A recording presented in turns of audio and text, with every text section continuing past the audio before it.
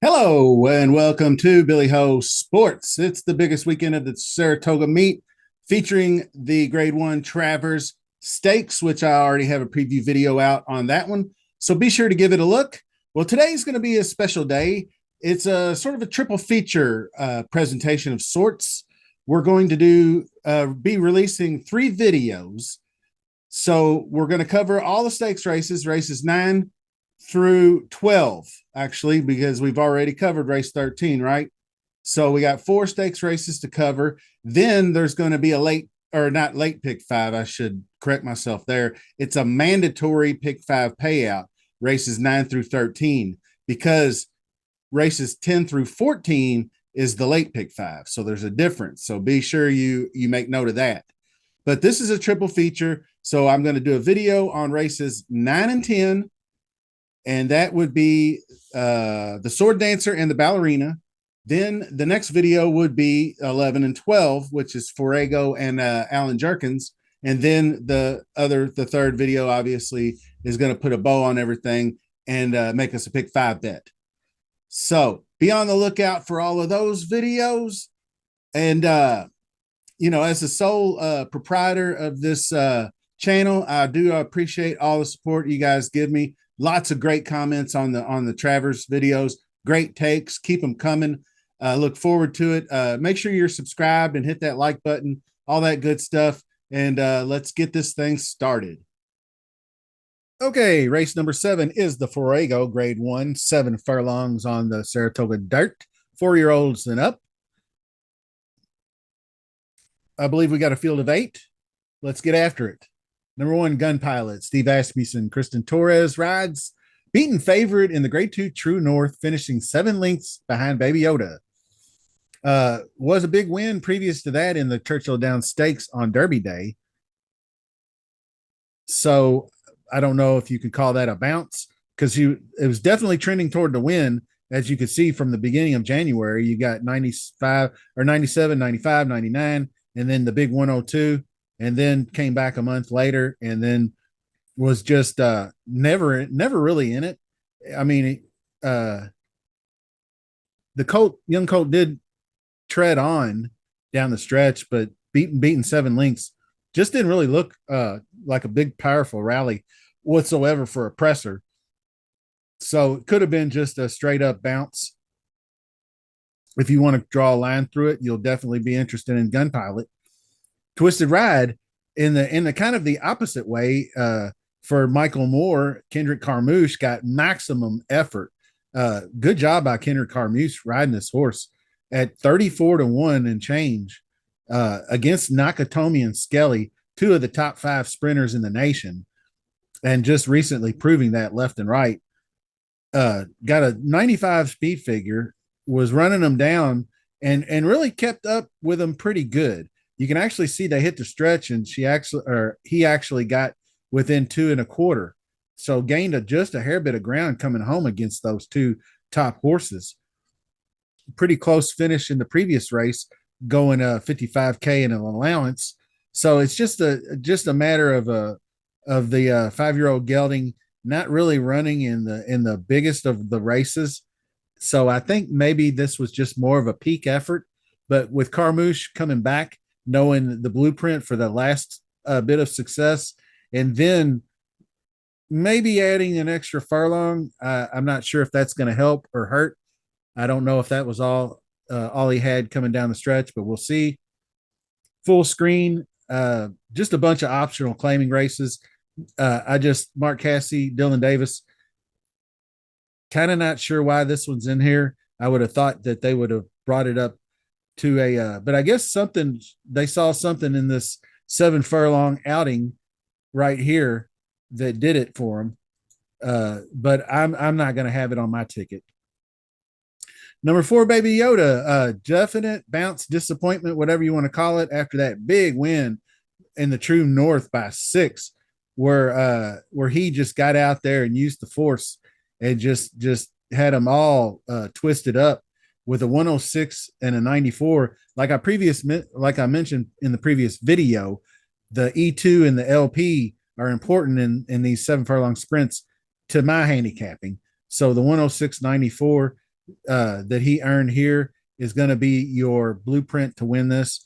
So the 95.87, he didn't look terribly bad against these horses.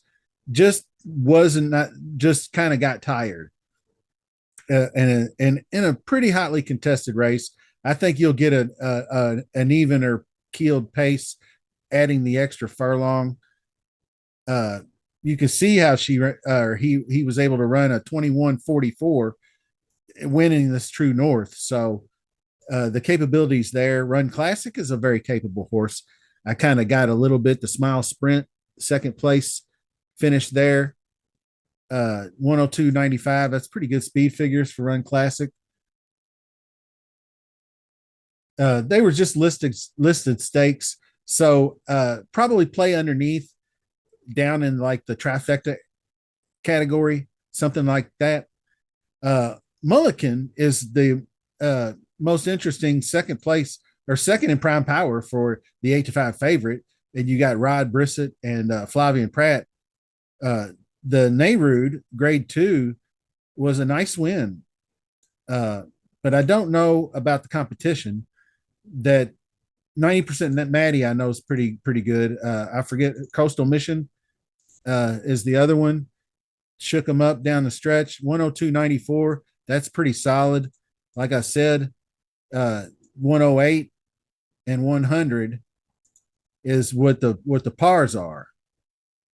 So that just tells you what it takes on a race of this sort. So that's why I Run Classic is down there a little lower, and that's why Mulligan is up here toward the top. Then you have number 7, Anchor, Philip Bauer, Irad Ortiz. I want to say back in this Aristides, he had a little bit of trip trouble and prompted inside and faded in the stretch. I want to say something had to do with it being on the inside rail. I forgot what happened, but came back in the next one with a strong effort against Close the Game Sugar, who's really turning out to be a strong horse, because of course we remember Close the Game Sugar defeated Skelly at Churchill Downs going 6 furlongs way back in June. So Anchor at 12-1 morning line odds. I mean, you really ought to be using him somewhere in your exotics, even if you don't think he's going to win the race. I think he can show up and show out. But this is going to be the one that I'm really interested in here. Sherry DeVoe, Jose Ortiz, and it's Cagliostro. Big win in the Hanshin Stakes, 98 speed rating over Tumbarumba and Race Kane. Moving up in class after the freshening. I think working sharply. I like that. Sherry DeVoe, got to love her. But there was a really good effort in this Hanshin to get out front. I did kind of like Race Kane, surprisingly 20-1 odds in that race, and just went a little wide in the stretch, I think. But I don't think that he would have really challenged Cagliostro for the win, but may have actually got up for the place. So I just thought it was an interesting looking effort from a horse that I've seen in a lot of races over the last year and a half or so, trying to find the right spot for old Race Kane. So we'll see down the road. 9-2 morning line odds, fair enough for this one. Second in the grade 3 Blame against Highland Falls, I should say. Dreamlike was third. That's a formidable, pretty Oklahoma Derby was a pretty good effort. I mean, enjoyed some success running routes. You can see a mile and 16th, mile and an eighth, and had some decent success in here. And now just trying to dial it back to a mile and won the race. And now you're cutting it back again for a horse that can get out front, a presser who can just take over early, which is really a really good recipe for success here, and definitely a recipe to handle this outside post. I'm not concerned with that at all. So let's go back over here and look at some selections. And so I am going to try and beat Mulligan the favorite. That was my first thought because I don't think it's that strong of a favorite, but he did end up in the top 10 in the DRF sprinter category. Came in at number 9 newly this week. Gun Pilot, like I said, didn't look all that great in the True North. Baby Yoda wasn't as bad in the Vanderbilt, I didn't think. Ran into a couple of buzzsaws in Nakatomi and Skelly. Cagliostro and Sherry DeVoe, I think, take home the prize in this one. His middle and late pace numbers look really good to me. He was successful at 2 turns, going 8 and 9 furlongs, just one at a mile, cutting back to 7, and it looks like full send for Jose Ortiz. Hello, Billy Ho here. As the sole creator for this channel, I need you, the viewer, to help me grow. Just by subscribing to the channel and clicking that like button alone, you can help spread Billy Ho Sports to the racing community on YouTube. But there are other ways you can help. You can instantly share my content on social media directly to your chosen platform. Finally, there are ways you can contribute to the show's growth financially. I use cash apps such as Venmo and PayPal. You can check the description of my videos for the details there. Also, did you know there was a super thanks option on YouTube?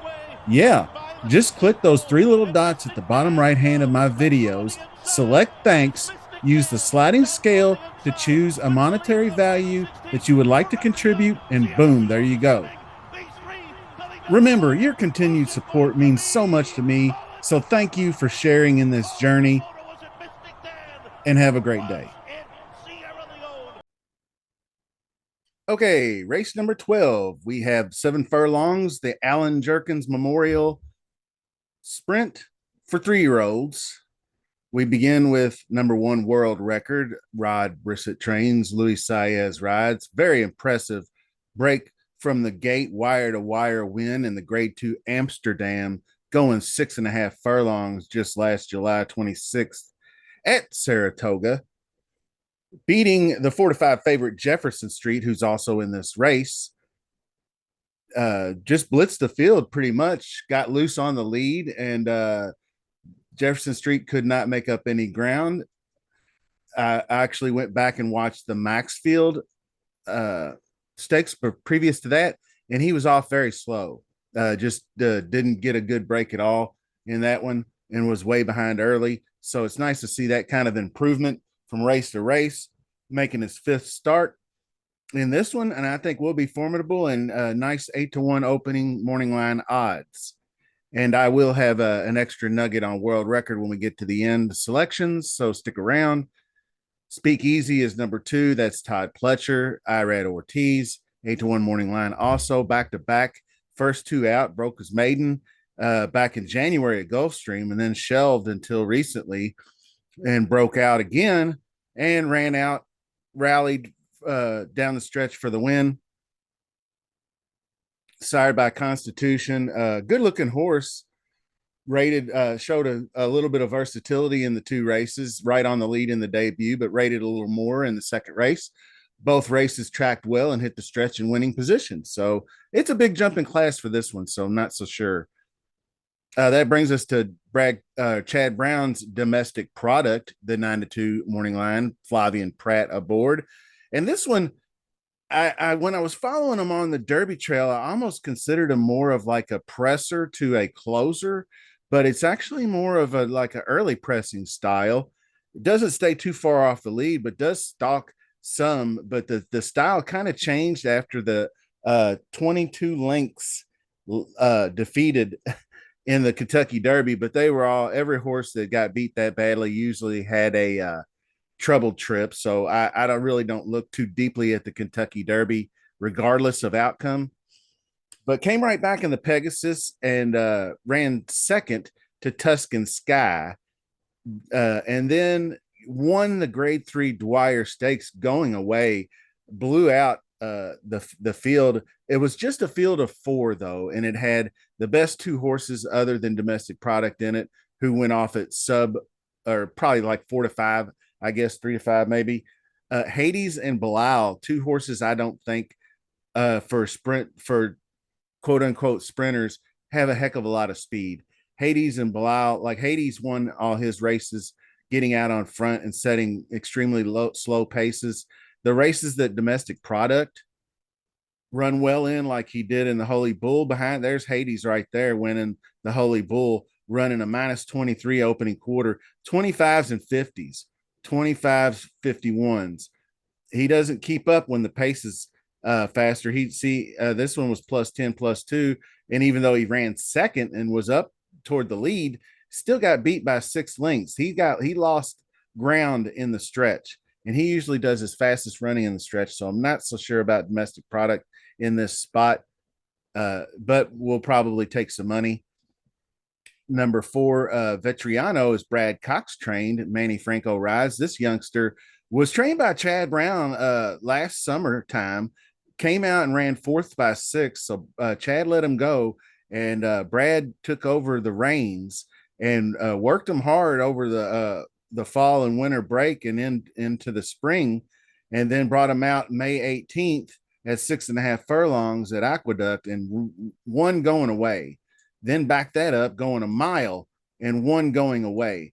Now the speed figures don't look all that 93, 95, 194, but the race was kind of in hand, especially the second trip. The $80,000 starter allowance N1X was 0.3 odds. I mean, that's heavily bet. And was just in the off early, and the race was over by first call. Honestly, he didn't really have to get on it too much. So I really don't know exactly how fast this horse can be. But I mean, if they paid $350K for him at auction, it's sired by Leon's Map. And so it does have some good sire production index on the damn sire side as well. So I think this could be a good live long shot at 20-1 morning line. But that takes us to number 5, Prince of Monaco, Bob Baffert, Johnny V. What can you say about this one? I mean, sat on the shelf since last November, and Bob's been just kind of picking his spots all year with his horses. We've yet to see the return of Muth, but this one returned for the Woody Stevens off the shelf June 8th and ran lights out after a terrible break.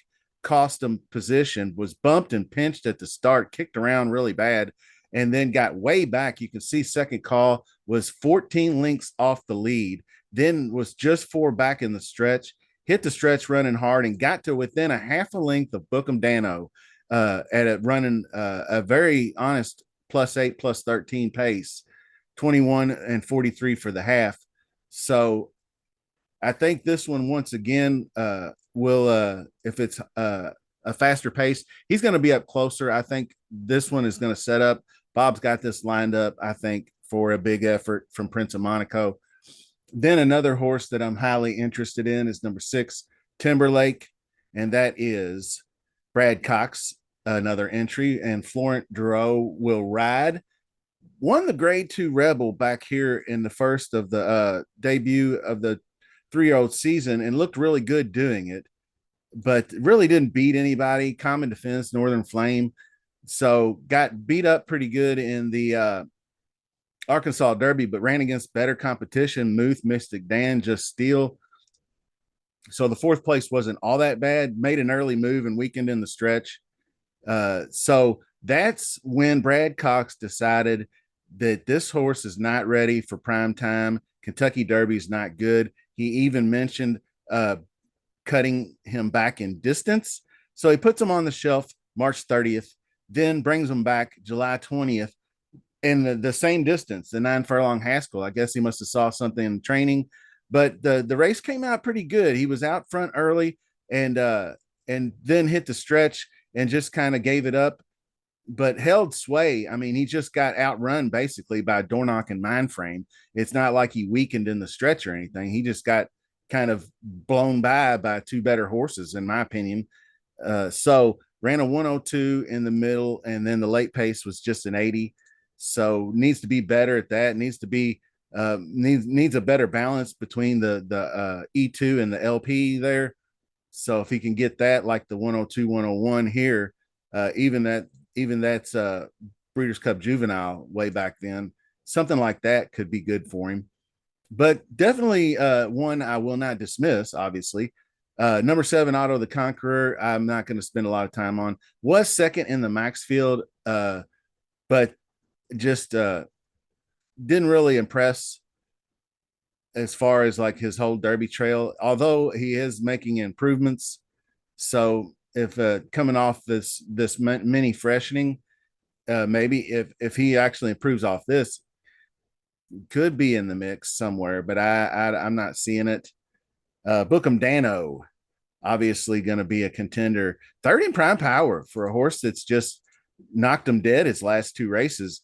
That actually that Saudi Derby down here where he went overseas after just bursting on the scene in the Pasco. I remember watching that, and he just blew them out down the stretch. But they were really, it wasn't really that great of West Saratoga, so they didn't really beat huge competition. But then went over to Dubai and ran in the Saudi Derby and was leading that race down the stretch by 4, and then was nailed at the wire by Forever Young. Disappointing to say the least, but really honest. 8 + 8 + 13 pace in that one, and then was given some time off. Came back in the Woody Stevens and lit him up. Hit the stretch leading by 4, and then was able to hold off Prince of Monaco. Same thing going 6 furlongs. This presser, I think 7 is probably the best distance because he barely got there and just up in time going 6 in that race. So a little bit slower on the pace, but he was able to get it done over Little Knee, who's in this race as well.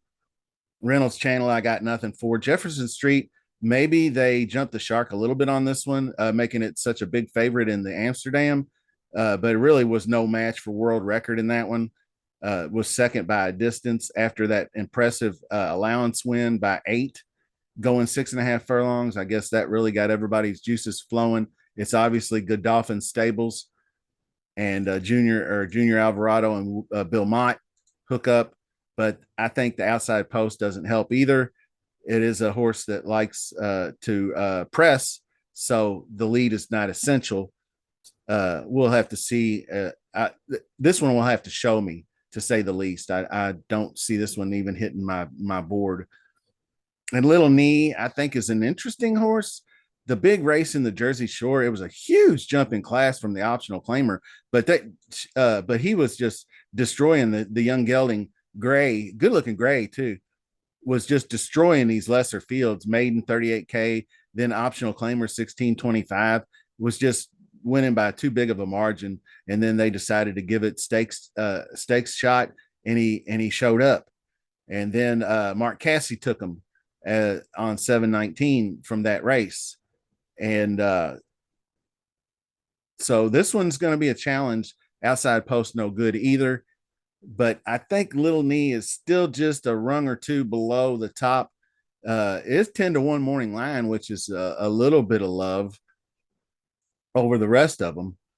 But I'm just not seeing it here. So the selections are like this. Very competitive race to cap. 3 to 4 really good horses before you even hit the top 3. Obviously, Bookham Dano's looking strong, and I did initially look really closely at Timberlake. I think that maybe he's sitting on a better effort.